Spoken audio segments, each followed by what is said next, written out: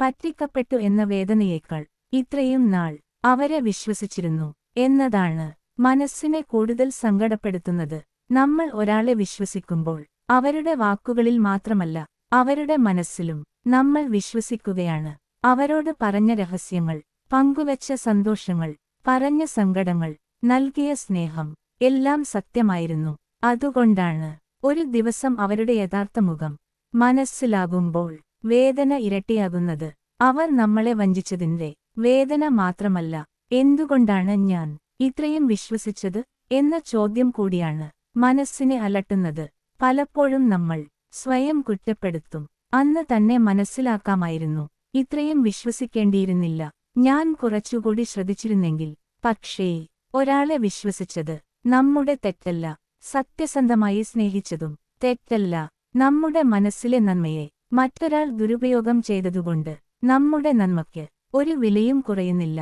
ചില മനുഷ്യർ നമ്മുടെ ജീവിതത്തിലേക്ക് വരുന്നത് എന്നേക്കുമായി കൂടിയിരിക്കാനല്ല, നമ്മളെ ചില കാര്യങ്ങൾ പഠിപ്പിക്കാനാണ്.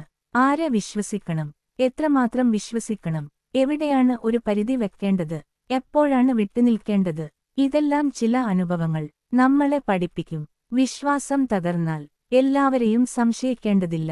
പക്ഷേ ഇനി മുതൽ നിങ്ങളുടെ ഹൃദയം ആർക്കും അന്ധമായി ഏൽപ്പിക്കേണ്ടതുമില്ല. വാക്കുകളേക്കാൾ പ്രവൃത്തികളെ ശ്രദ്ധിക്കുക. ആവശ്യസമയത്ത് കൂടെ നിൽക്കുന്നുണ്ടോ എന്ന് നോക്കുക. നിങ്ങളുടെ അഭാവത്തിലും നിങ്ങളെ ബഹുമാനിക്കുന്നുണ്ടോ എന്ന് നോക്കുക.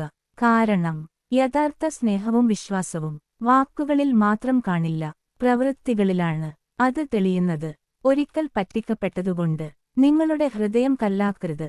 വീണ്ടും സ്നേഹിക്കാം, വീണ്ടും വിശ്വസിക്കാം. പക്ഷേ ഈ തവണ സ്വന്തം മനസ്സിനെ കൂടി സംരക്ഷിച്ചുകൊണ്ട്.